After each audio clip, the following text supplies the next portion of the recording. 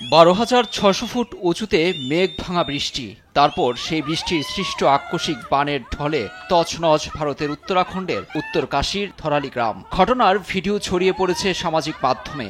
এতে দেখা গেছে আকস্মিক বন্যায় সড়কের উপর থাকা মানুষজন সহ সবকিছুই ভেসে যাচ্ছে।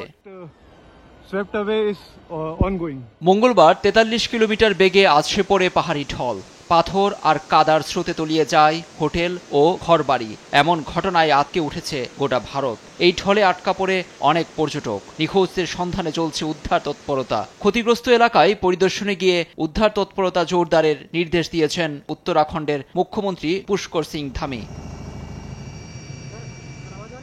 ভারী বৃষ্টিতে ভেঙে পড়েছে উত্তর কাশীর যোগাযোগ ব্যবস্থা। পাহাড় থেকে নেমে আসা বড় বড় পাথর সরাতে ব্যস্ত উদ্ধার কর্মীরা। মেঘভাঙা বৃষ্টি এবং বানে বিপর্যস্ত হিমাচল প্রদেশও। বন্ধ চণ্ডীগড় মানালি জাতীয় সড়ক। যারা আটকা পড়েছেন তাদের বেশিরভাগই পর্যটক। কিন্নর কৈলাস ট্রেকিং সড়ক থেকে উদ্ধার করে নিরাপদে নেওয়া হয়েছে কয়েকশো পুণ্যার্থী।